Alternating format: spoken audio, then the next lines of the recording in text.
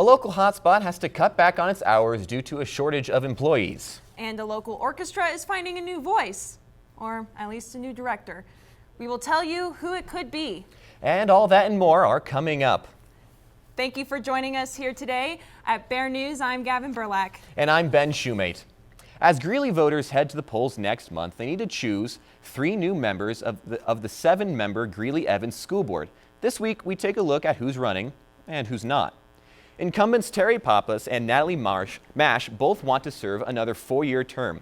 Pappas currently serves as the board's vice president. Mash has only served on the board since April 2018, after being appointed to fill an unfinished term.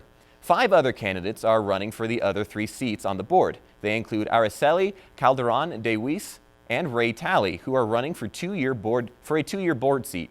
W.D. Bill Gilland, Pepper Mueller, and Daniel Reyes are running for 4-year seats.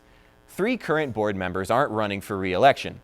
They are John Helfeli, Doug Lidiak, and Julie Richard. Current board president Michael Matthews and board member Rhonda Solis are in the middle of their terms and don't face election this year. Next week, we'll take a look at the ballot measures on this year's ballot. Climate change is a common topic of interest, but if the United Nations has its way, it will be at the forefront of global action. With protests breaking out in major cities all over the world, including the one here on campus about 2 weeks ago, more activists and politicians are voicing their concerns. The 2019 UN Climate Action Summit took place last week with UN Secretary General Antonio Guterres leading the conference. Guterres gathered government representatives along with civil society and international organization representatives with the stated purpose to find a way toward a full collective transformation in global economies relevant to sustainable development growth. The summit featured political figures from all over the world, including those from many European countries, as well as island states like Morocco, Fiji, Singapore, and more. Celebrity activists like Harrison Ford and Jason Momoa talked about their concerns at the summit. And there were also youth activists involved, including 16-year-old Greta Thunberg, whose climate change campaign and leadership has achieved international recognition. She had a sobering message for conference participants. The popular idea of cutting our emissions in half in 10 years only gives us a 50% chance of staying below 1.5 degrees and the risk of setting off irreversible chain reactions beyond human control. 50% may be acceptable to you, but those numbers do not include tipping points, most feedback loops, additional warming hidden by toxic air pollution, or the aspects of equity and climate justice. They also rely on my generation sucking hundreds of billions of tons of your CO2 out of the air with technologies that barely exist. So a 50% risk is simply not acceptable to us, we who have to live with the consequences. The summit's main objective is to explore realistic national contributions on a global scale every year, as well as solutions to reduce greenhouse gas emissions by 45% within the decade and reach net zero emissions by 2050. Key themes and action areas included energy and industry transitions, youth involvement and mobilization, nature-based solutions, and more. This year's conference is a follow-up to the Paris Climate Accord, which was signed in 2016. It created a long-term goal between nations to keep average global temperatures from rising over 2 degrees Celsius. Opioid addiction is a growing problem nationwide, and that includes Greeley and UNC. And awareness is important to help stem the tide from Colorado's opioid program. To discuss how important awareness is, Becca Johnson of Colorado's opioid program said the program has community health training classes for people who want to help raise awareness of opioid use and other drug use in the community.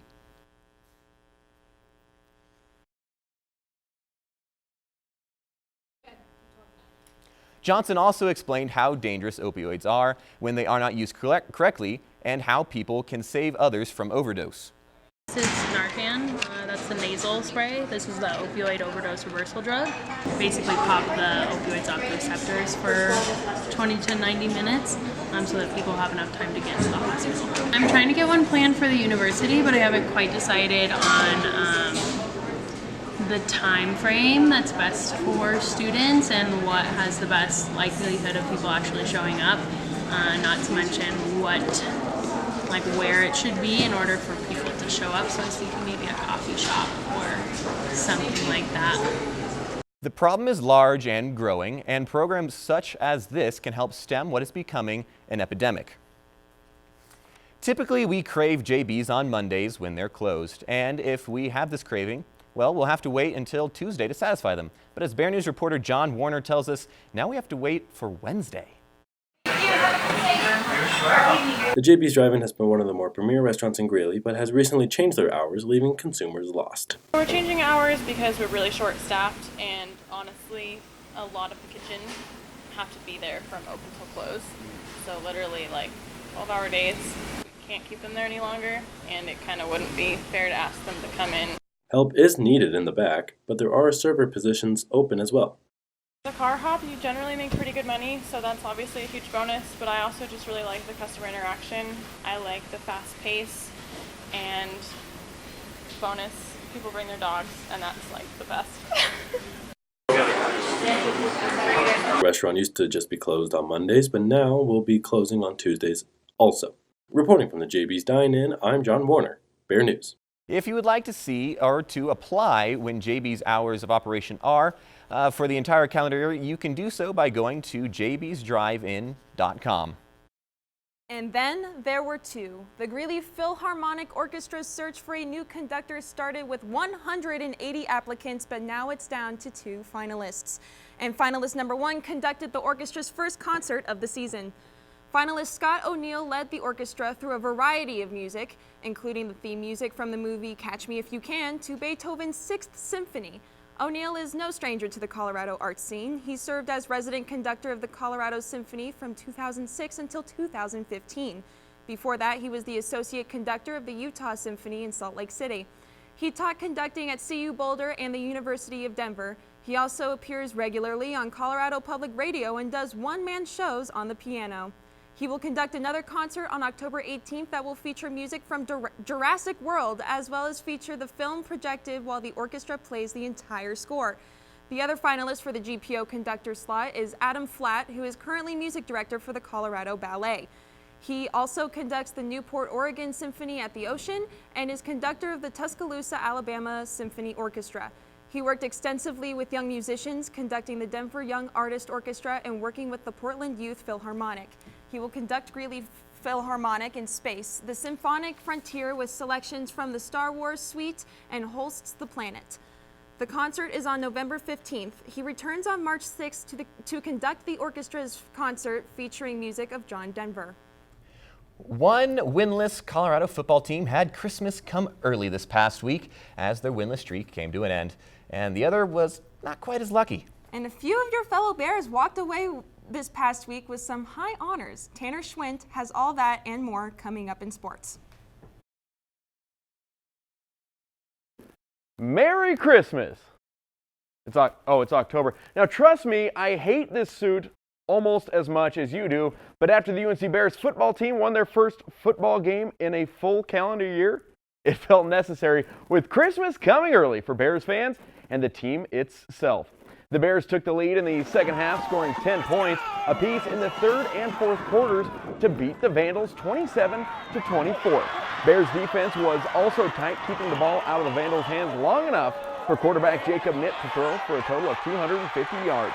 It was long, secure passes that ultimately nabbed the Bears their very first win 5 games into the season. The Bears win, and with that, I can promise you, you will never have to see me wearing this suit again starting right now. And the Bears go on the road to face the Northern Arizona Lumberjacks. And for the other teams, this Saturday they face Lumberjacks at 5. But for the other UNC teams, it was business as usual. In volleyball, the Bears swept Montana State University for their second sweep in a row. Montana matched early, nearly every point by the Bears, but UNC was just a little bit faster, pulling just ahead in all 3 sets. The victory also marked the 250th win for head coach Lindsey Oates. After the match, Oates credited the win to strong serving, passing, and teamwork. The Bears got 46 kills, led by sophomore KJ Ince with 16. Bears volleyball goes on the road for their next 2 games to play Idaho State and Weber State on October 4th and 5th, respectively. They'll come back home to play Eastern Washington on Friday, October 11th. A nice way to spend a Monday, playing some golf at the UNC Individual Invite at the Highland Hills Golf Course. The Bears had 4 players in this tournament, and freshman Blake Danny led the way for the Bears. He shot a 74 in round 1 and a 71 in round 2. Danny tied with 3 opponents for 4th place, shooting a 2-round total of 145. Bears teammates Nick Sharp and TJ Sheehy tied for 8th with a score of 146. UNC's Owen Patsvogel tied for 11th, shooting 151 out of 17 players. The Bears didn't disappoint in this individual tournament at home. Next up, the 3-day Ron Moore Intercollegiate at the University of Denver Golf Club at Highland Ranch starting tomorrow. Then the 2-day Mark Simpson Colorado Invite starts on Monday. The UNC men's tennis team headed down I-25 to the Air Force Academy last weekend to join 10 other teams playing for the Bedford Cup. The Bears had a hot lead in the singles matches by winning 5 of their first-round matchups. Adolfo Arroyo and Nick Wade captured 3-set victories single-handedly. Kyle Pease and Alex Ekstead added more wins to the list, scoring in singles matches against Northern Arizona. John Geisberts also advanced to the second round against Air Force Academy's Justin Waldman. In the doubles matches, Thomas Pudney paired with Julian Kinslers to go on a winning streak. They beat Northern Arizona 6-4, then New Mexico State 6-3. After that, the Dynamite duo lost to Denver 6-4 to finish third in the tournament. The Bears play again at the 5-day ITA Mountain Regionals starting October 16th. And a couple of big honors for a couple of UNC athletes. Volleyball player Kaylee Jo Ince is the Big Sky Conference Offensive Player of the Week for her performance against Montana and Montana State last weekend. Against Montana, Ince had a 400 attack percentage with 12 kills.